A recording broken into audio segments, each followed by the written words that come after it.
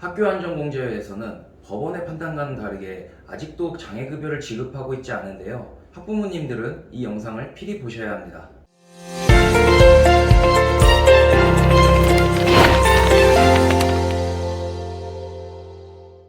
안녕하세요.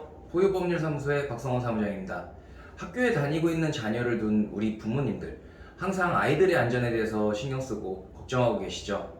학교에서 체육시간이나 점심시간에 또는 쉬는 시간에 아이들이 운동을 하거나 친구들과 장난을 치다가 예기치 못한 사고를 당하기도 하는데요. 여전히 학교안전공제회에서는 인정하지 않고 소송으로 가야만 지급을 하는 무릎 십자인대 파열 보상에 대해 얘기를 해보고자 합니다.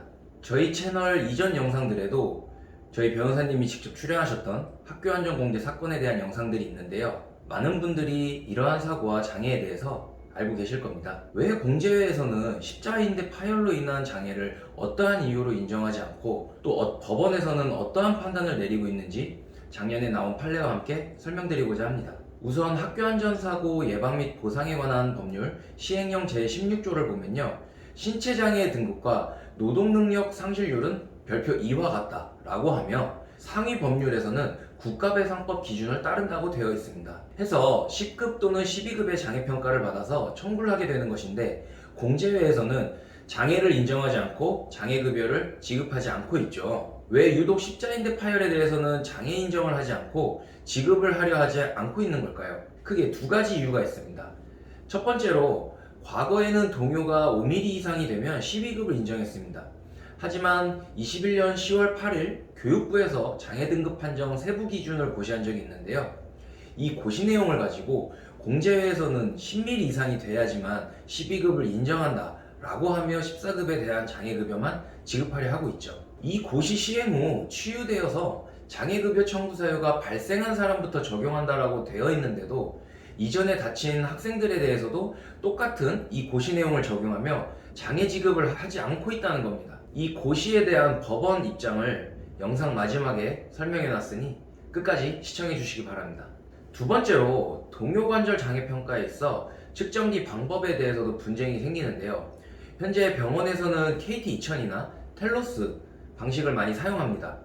소송에 가서도요, 법원 심체감정에서도 텔로스 검사를 통한 결과가 나오면 공제회에서는 최근에 나온 측정기인 GNRB식 검사를 해야 한다고 주장을 합니다. 실제로 GNRB만 인정한다는 내용은 학교안전공제중앙회나 교육부 고시 어디에서도 찾아볼 수가 없습니다. 그저 근거 없이 자기네 쪽에 유리한 병원과 방식만 고집하고 있는 거죠.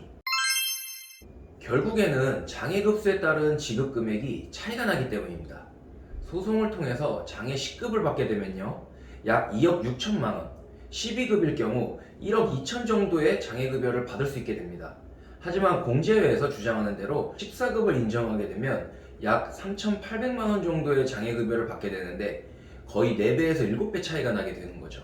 성장기에 내 아이가 다쳐서 남들보다는 불편하게 세상을 살아가야 하는데 보상까지 제대로 받지 못한다면 2차적인 경제적 손실까지 발생하게 됩니다. 그렇다면 소송으로 갔을 경우 법원에서 어떠한 결정을 내리는지 살펴보겠습니다. 19년도 8월에 방과 후 수업 시간에 축구하던 중 십자인대 파열이 된 사고인데요. 동요 검사상 8mm의 전방 동요가 남아 제12급에 해당하는 장애급여를 청구했고요. 하지만 공제회에서는 사고일보다 2년이 지난 교육부 고시 기준을 주장하면서 14급에 대해서만 인정하겠다고 하여 소송으로 진행된 사건입니다. 법원의 이유를 종합해보면요, 14급에는 다리관절 장애에 관한 항목이 전혀 없다. 기능장애가 있으면서도 그 정도에 따라 제14급에 해당하게 될 여지는 없다. 논리적으로 불가능하다.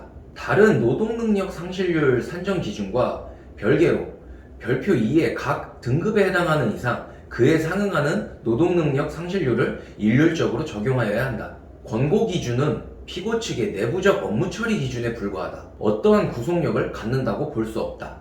기능장애에 해당하는 이상 그 기능장애에 대한 등급 판정에 관하여는 교육부 고시로 정할 수 없다. 정리를 해보면요, 학교안전법은 학생이 학교안전사고로 입은 피해를 신속, 정확하게 보상하기 위해 제정된 것이고, 근거법령의 노동능력 상실률에 관하여 정한 내용이 있다면 그에 따라야 하며 교육부 고시에서 정한 규정을 따르지 않아도 된다라고 하고 있습니다. 근데 여전히 공제회에서는 근거 없는 주장으로 장애 부분에 있어 인정하지 않고 마땅히 받아야 할 장애급여를 지급하지 않고 있습니다. 소중한 내 가족, 내 자녀가 다쳤는데 단순히 공제회 주장만 듣고 따라가시면 안 됩니다. 보험 소송을 전문으로 하는 변호사 사무실에서 상담을 받아보시고 당연한 권리를 찾으셔야 합니다. 저희 포유법률사무소에서는 다양한 학교 안전 공제회 사건을 다뤄왔으며 지금도 다친 학생들을 위해 최고의 결과를 만들어내고 있습니다. 학교 안전 공제회 사건에 관련해서 상담이 필요하신 분은 아래 더보기란에 링크를 통하여 다양한 방법으로 상담을 받아보실 수 있습니다.